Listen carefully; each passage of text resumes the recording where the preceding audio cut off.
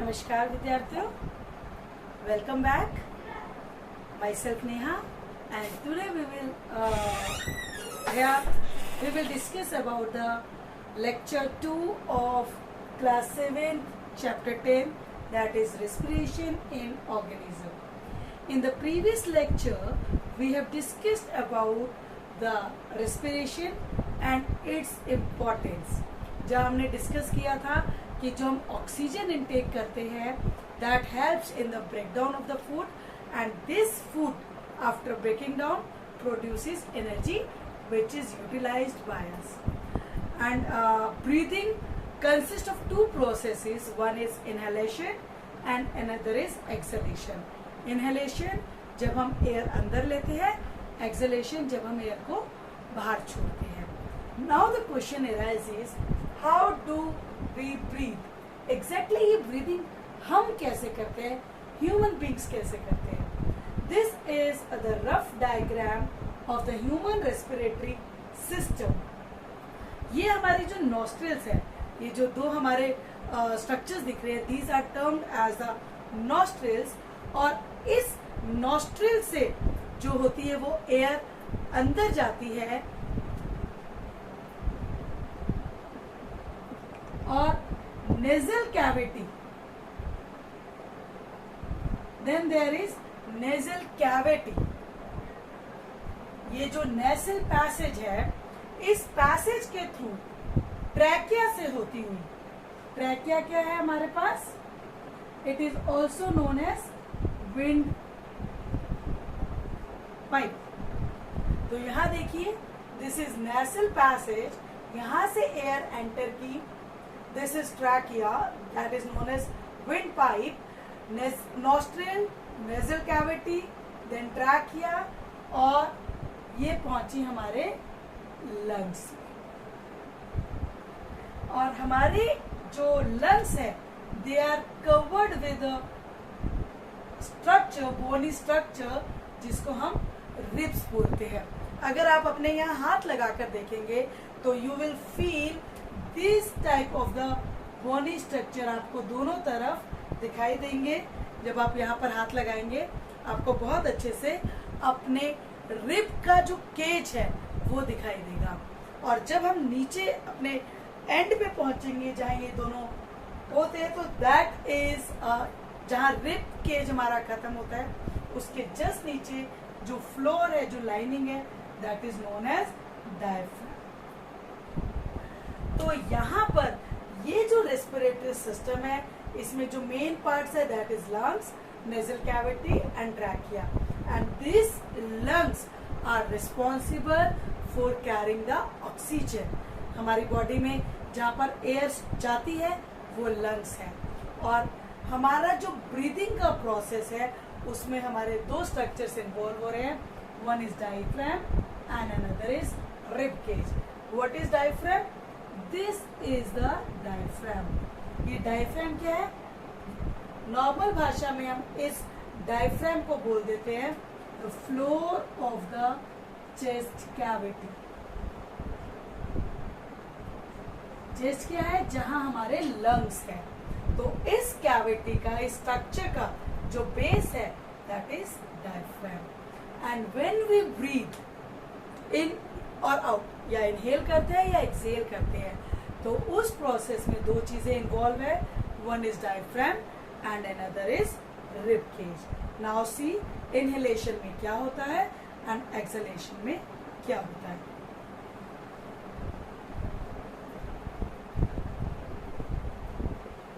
जब हम इनहेलेशन की बात करते हैं, इनहेलेशन में एयर अंदर आ रही है.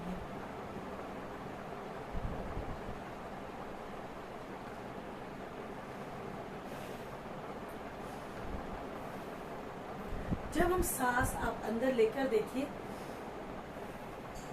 जब हम सांस अंदर लेते हैं तो जो हमारे रिब्स हैं they move up and outwards, बाहर की तरफ निकलते हैं. थोड़ा रिलैक्स हो जाती है बॉडी, और जो ये डायफ्राम है ये नीचे चला जाता है.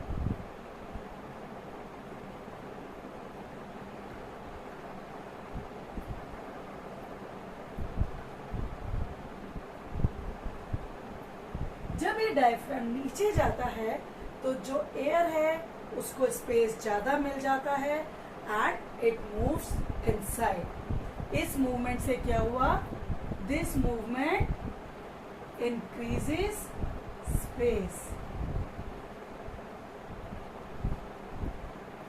And air rush inwards. तो ये हो गया इनहेलेशन। एंड एक्सहेलेशन में बिल्कुल इसके अपोजिट होता है। यहाँ पर देखिए, एक्सहेलेशन में जो हमारे रिब्स है वो कैसे मूव करते हैं, they move down and inwards, अंदर सिकुड़ जाते हैं।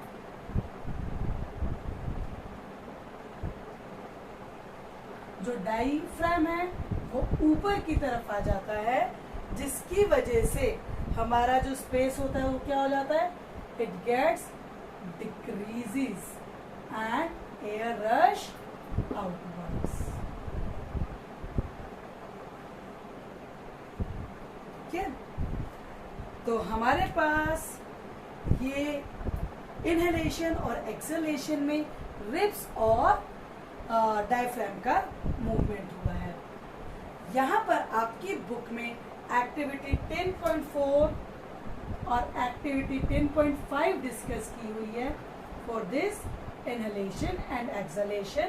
ये आप घर में जब करेंगे तो you will feel this movement, so you can do these activities at your home. इसके बाद क्या एक वर्ड जो हम हमेशा से सुनते आ रहे हैं, न्यूज में भी, टीवी में, हमारी मूवीज के साथ, स्मोकिंग। क्या स्मोकिंग की वजह से हमारे लंग्स खराब होते हैं? यस, स्मोकिंग की वजह से हमारे लंग्स खराब होते हैं और ये हमारी इनहेलेशन और एक्सहेलेशन की कैपेसिटी को कम कर देती है। ठीक है, इसके अलावा जब हम इनहेलेशन और एक्सहेलेशन की बात करते हैं, कई बार आपने देखा होगा, अगर आप बहुत ज्यादा डस्टी एरिया में चले जाते हैं तो सांस लेते हुए आपको छींक आती है, स्नीजिंग आती है, स्नीजिंग होती है। एक्चुअली होता क्या है, अगर आप देखिए, ये जो हमारी नेजल कैविटी है, नोस्ट्रिल के अंदर वाला हिस्सा, यहाँ पर हेयर्स होते हैं और जब एयर अंदर जाती है तो वो जो एयर है उस एयर के साथ डस्ट पार्टिकल्स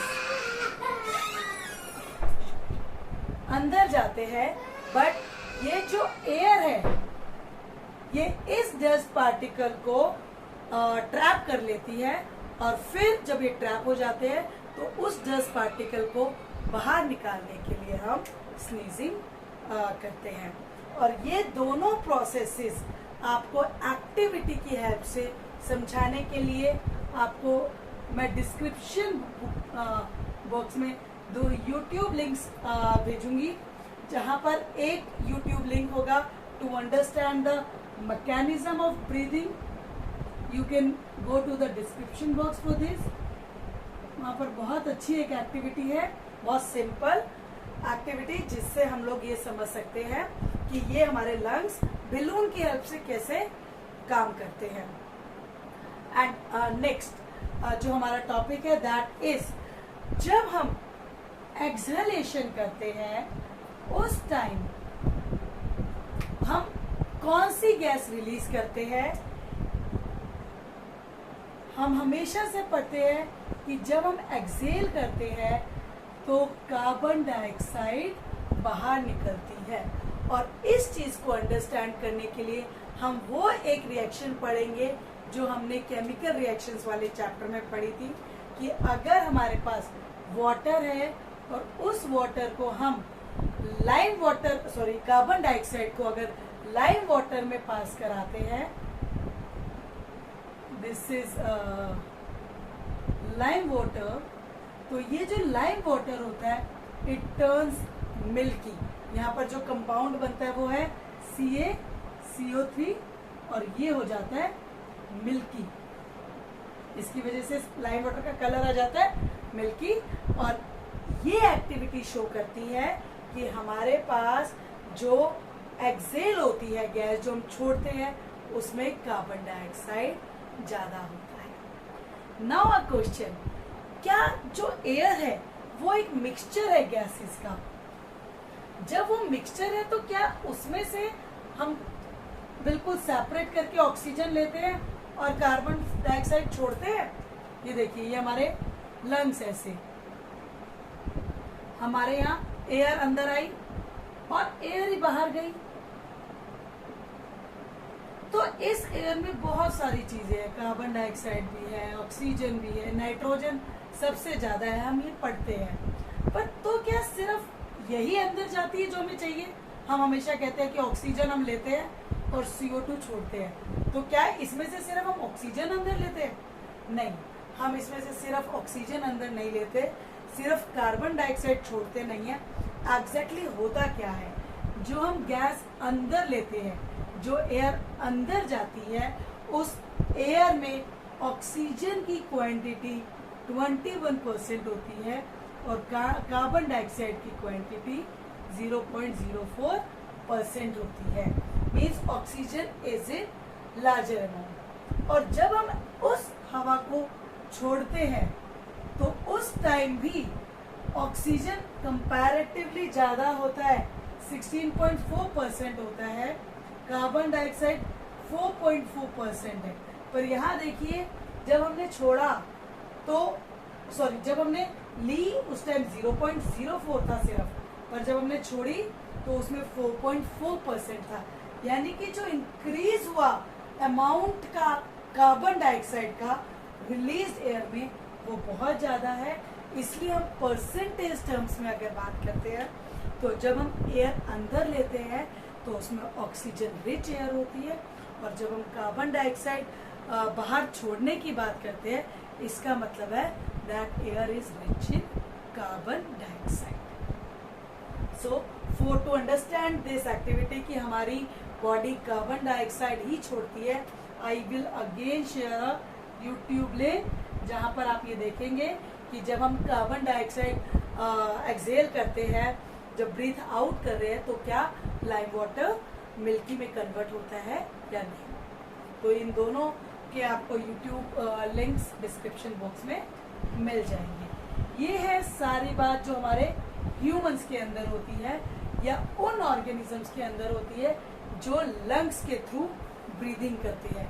क्या हमारे पास ऐसे ऑर्गेनिजम्स भी है जिनके पास लंग्स नहीं होते, तो वो ब्रीथ कैसे करते हैं? The next topic is breathing in other organisms.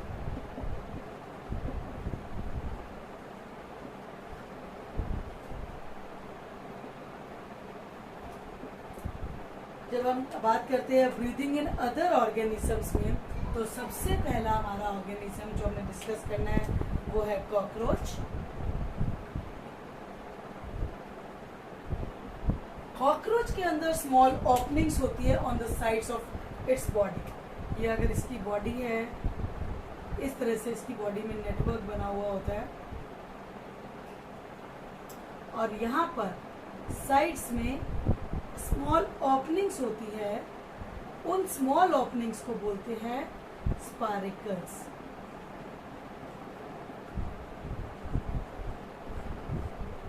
तो कॉकरोच में स्पाइरेकल्स होते हैं और एक नेटवर्क है, ये पूरा ट्रैकिया ट्यूब्स बोलते हैं इस नेटवर्क को, इस पूरे नेटवर्क को ट्रैकियल ट्यूब्स बोलते हैं। जो ऑक्सीजन का एक्सचेंज या गैसियस एक्सचेंज जो होता है वो इस ओपनिंग के थ्रू होता है और ट्रैकियल ट्यूब से ये पूरी बॉडी में ट्रांसफर होता है। ठीक है, so we can say the gaseous exchange is done with the help of tracheal tubes, और जो इनटेक और एक्सेल होता है that is through the spiracles.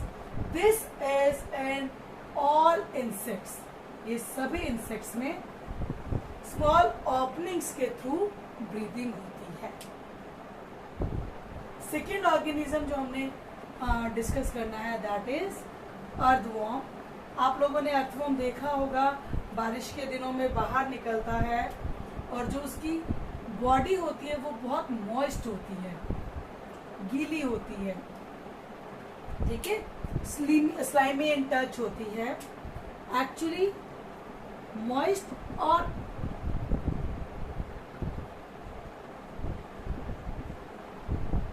क्यों होती है? Because these earthworms respire through skin.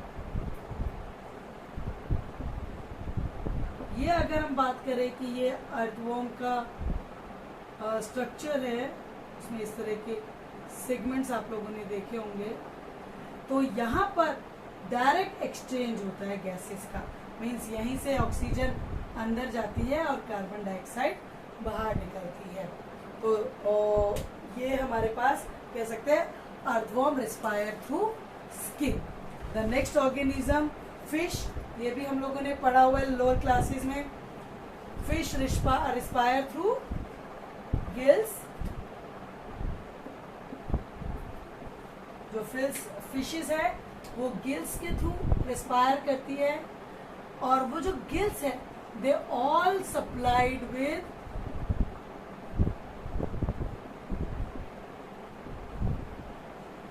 Blood vessels.